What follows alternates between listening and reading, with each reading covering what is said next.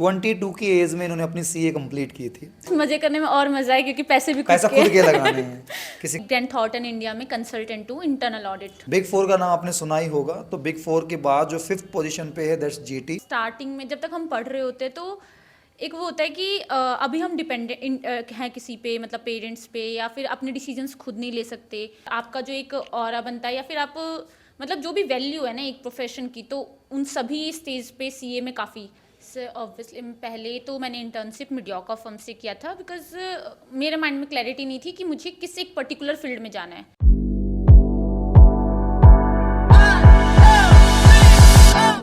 Hello everyone, today I am with Yukta जिन्होंने last year ही CA pass out किया है। And with this video we want to show the real industry exposure, real experience. Because हम जब बोलते हैं तो कहेंगे सर आपने तो आदि ज़माने में की, तो आज का क्या कंडीशन है। So let me try to share some real input from the market. Hello Yukta. Hello sir. So कैसा लग रहा है वैसे टू द ब्लंट नोट की सीए बनने के बाद की जर्नी, जब आपने स्टडीज़ पिछले 14-15 सालों से स्कूलों में सीए बनने के बाद की, और आज तुम 1 साल लगभग पूरा हो चुका है सीए बने हुए आपको? 2 साल हो गए मुझे। 2 साल 2022 में हुआ था आपको? 22 में। ओके सॉरी, मैंने 1 साल लेट बोला। सो इन कंक्लूड कैसा एक्सपीरियंस है? सर काफ़ी अच्छा एक्सपीरियंस है, मतलब बिल्कुल जर्नी चेंज हो जाती है क्योंकि स्टार्टिंग में जब तक हम पढ़ रहे होते तो एक वो होता है कि अभी हम डिपेंडेंट हैं किसी पे, मतलब पेरेंट्स पे, या फिर अपने डिसीजंस खुद नहीं ले सकते। एक अगर आप प्रोफेशनल हैं, एक माइलस्टोन आपने अचीव किया है, तो उसके बाद तो एक कॉन्फिडेंस खुद के ऊपर, दूसरों का आपके ऊपर, और एक लाइफ को देखने का जरिया कि आगे हमें क्या अचीव करना है, वो सारा पर्सपेक्टिव ही चेंज हो जाता है। तो अभी आपकी एज कितनी हुई है जब आप सीए बने थे? 22 की एज में इन्होंने अपनी सीए कंप्लीट की थी।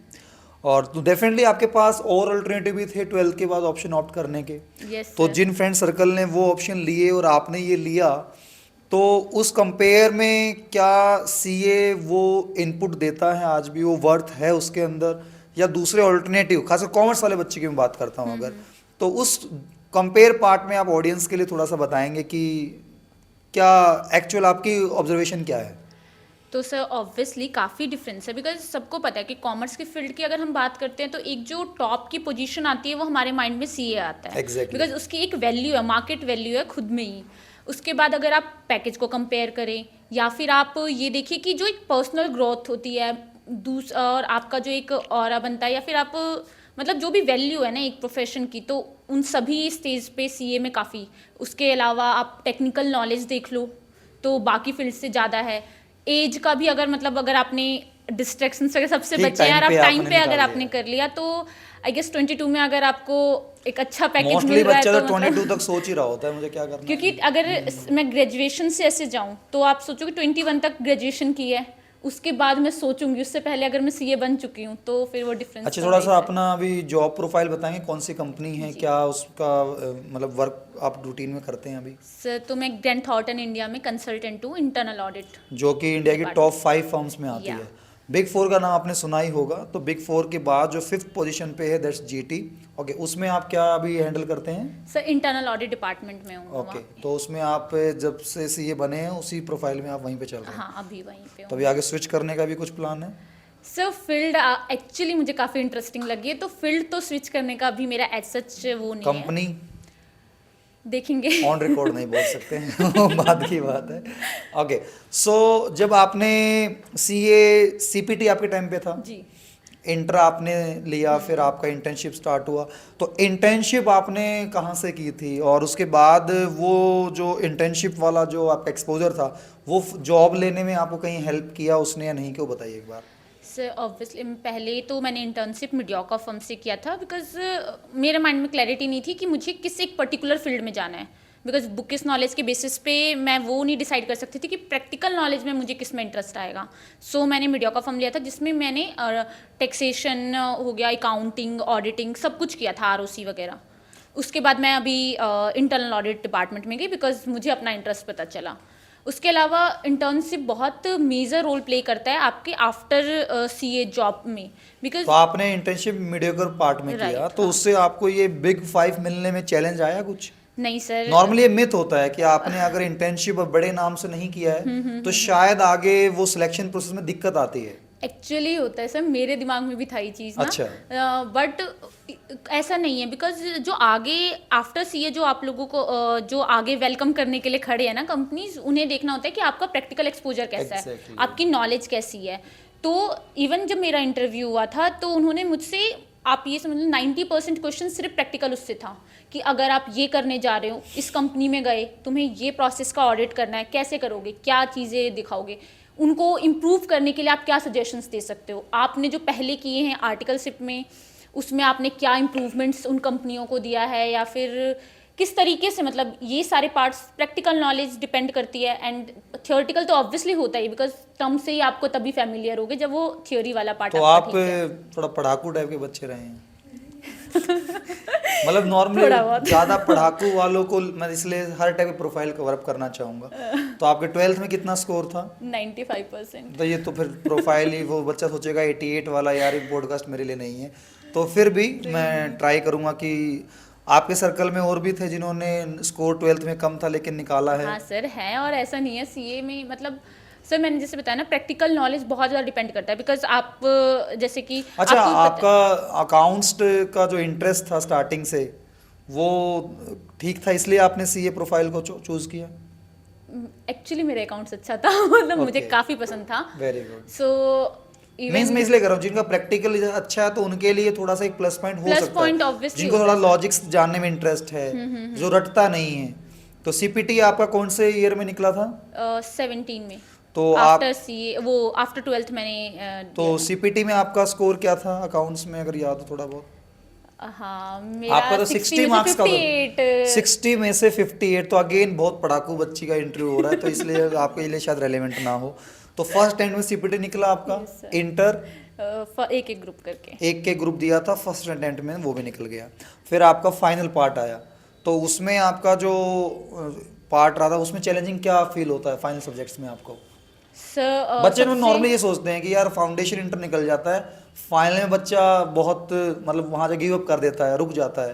सर मुझे लगता है ना कि एक स्ट्रेटेजी की ज़रूरत होती है, मतलब जो मैंने अपने पार्ट में फील किया कि एक प्लान बनाकर चलना होता है। फॉर एग्जांपल जब तक आपकी आर्टिकलशिप चल रही है आप अपने क्लासेस पूरे कर लो, बिकॉज वो 6 महीने का जो हमें ऑफ मिलता है ना, 5 से 6 महीने का, उसके अंदर एक तो आपको 1 महीने का OC ITT करना है, सॉरी MCS और ITT करना है, एडवांस ITT।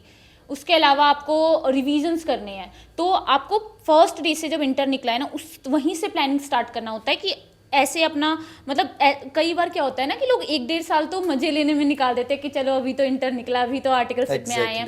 बट ये चीज़ मैंने अपने टाइम में नोटिस किया, स्टार्टिंग से ही अपना सिलेबस मैनेज कर लोगे, जैसे इवन आपने भी जैसे मुझे बताया था, बिकॉज मैंने आपसे लिया, तो कि ऐसे भावनाओं में मत बहना, पहले सब कुछ अचीव कर लो, देन फिर टाइम ही टाइम है। Exactly. तो उस सबको मैनेज करो, उसके बाद रिवीजन्स के कैसे करने हैं, उसके नोट्स बनाना, उसके अलावा RTP MTP जो होते हैं हमारे, वो सब करना, स्टडी मटेरियल बहुत इंपॉर्टेंट है। मटेरियल बहुत रोल प्ले करता है, बहुत ज़्यादा सर, क्योंकि पैटर्न सेम होता है, क्वेश्चन मैं नहीं कह रही कि एग्जैक्टली सेम है, बट कॉन्फिडेंस बिल्डअप होता है आपका। और मैं ये भी कहूँगी जो टेस्ट सीरीज होते हैं ना, वो काफ़ी, ऐसा नहीं है कि वो टेस्ट सीरीज में क्वेश्चंस वही होते हैं सेम ही जो बुक्स में है, बट हेल्पफुल कैसे होता है, खुद पे कॉन्फिडेंस आता है।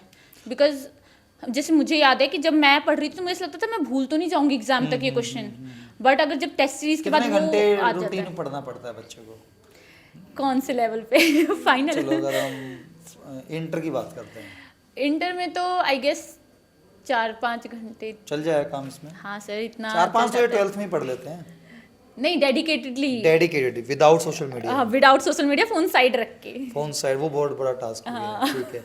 अच्छा, आपने जब इंटर में यहाँ से CLA में क्लास ली थी, जब टैक्सेशन के कुछ प्रैक्टिकल फाइलिंग आपने सीखी, कुछ स्टॉक मार्केट सेशन वगैरह अटेंड किए, तो इन मतलब बुकिश पॉइंट के साथ साथ आप इन प्रैक्टिकल चीज़ों को टाइम देते हैं, तो उससे आपके अंडरस्टैंडिंग में या आगे इंटर्नशिप में कोई मतलब हेल्प मिलती है इनसे कुछ? सर एक्चुअली काफ़ी हेल्प मिलती है, बिकॉज मुझे याद है कि जब मैं इंटर्नशिप में गई तो मुझे ये ITR वगैरह ये सब चीज़ें ऑलरेडी आती थी, बिकॉज मैंने कॉर्पोरेट सैटरडेज वगैरह अटेंड किए थे।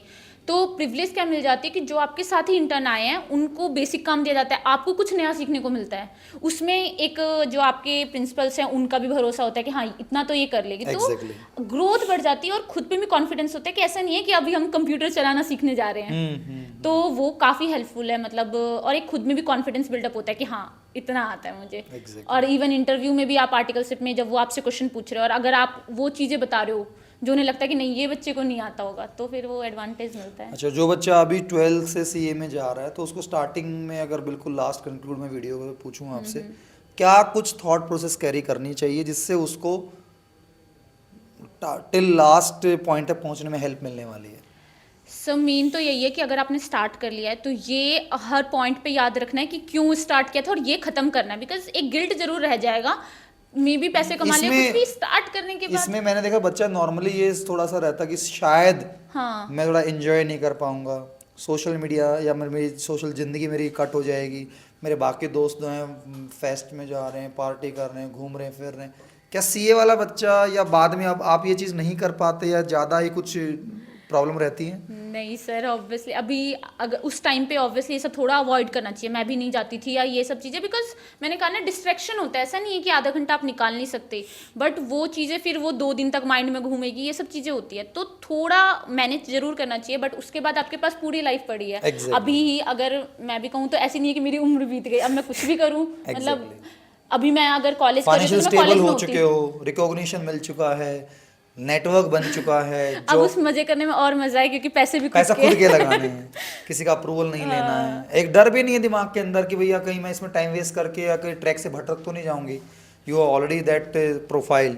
और तो सर जिनसे कंपेयर कर रहे हैं ना हम, उन लोगों के सामने भी इज्जत, अगर मैं अपने फ्रेंड सर्कल की बात करूं तो जो सीए नहीं कर रहे थे, अगर मैं जो उस टाइम पे शायद घूम रहे थे, मजे कर रहे थे, उनके सामने अगर मैं जाऊंगी तो मुझे उनके सामने इज्जत मिलती कि यार फाइनली यू अचीव समथिंग। तो वो तो सर सब वर्थ इट लगता है उस टाइम पे थोड़ा। इसीलिए मैंने कहा कि एक डिटरमाइन हो के डेडिकेशन चाहिए, क्योंकि इसमें ऐसा नहीं है ना कि आप रोज जा रहे हो, क्लास लेकर आ रहे हो पूरा दिन वहीं पे, जैसे कि बाकी कोर्सेज में होता है। ये सेल्फ स्टडी पे ज़्यादा बेस्ड है। अच्छा, अगर पास आउट होके आज के टाइम में नॉर्मल बच्चा मार्केट में उतर रहा है, एक एवरेज सैलरी कितने तक की खींच पा रहा है? सर 10 से 11 फिक्स पार्ट तो मिल ही जाता है स्टार्टिंग में। 21-22 की एज में आप 10 लाख 11 लाख की स्टार्टिंग पा रहे हैं, तो एक अच्छा प्रोफाइल जिसमें बन जाता है। हाँ कह सकते हैं। तो डेफिनेटली विल ट्राई कि ऐसे ऐसे और रियल एक्सपीरियंस आपके बीच में लाएं। और कुछ कंक्लूड पॉइंट आपको बच्चों तक पहुंचाना हो? सर वही है, मतलब मैं तो यही कहूँगी कि एक जो थ्रू आउट द जर्नी है, जो मैंने 3 टिप्स कहे थे, एक तो डिस्ट्रैक्शन से बचकर रहना है, डेडिकेशन, और अपना सब प्लान कर चलना है शेड्यूल बना के। और मतलब जो मैंने एक्सपीरियंस किया या फिर मैंने अपने उन फ्रेंड ग्रुप में जिनका नहीं हो पाया, जब पेरेंट्स का क्या मतलब अभी रिजल्ट के बाद आपकी तरफ रुझान बदला है या आपकी रिस्पेक्ट में या कुछ चेंज फील किया है? सर ऑब्वियसली वैल्यू बढ़ जाती है घर में। इज्जत मिलती है, आपके पॉइंट ऑफ व्यू को मैटर मतलब Recognition होता है, मिलती है। रिकॉग्निशन मिलती है, उसको रिकॉग्नाइज किया जाता है, और इवन पूछा जाता है कि तुम बताओ कि हमें इसमें क्या वैलिडेशन करना आ चाहिए। जाती है। Nice. तो वो तो अलग फीलिंग है ही। इस एज में इतना पहुंच जाना, तो all the best for your future. Thank you sir. और बिजनेस योगी वाले चैनल पे हम कुछ बिजनेस के टर्म्स एंड ऑल दैट को लेकर भी कुछ, क्योंकि आप मार्केट का इतना कुछ आपने इंटर्नशिप और जॉब में इतना कुछ देखा, टॉप बिग 5 में आप काम कर रहे हैं, तो वी वांट कि वो एक्सपीरियंस ऑडियंस तक पहुंच पाए। या sure sir. Thank you for valuable time. Thank you sir.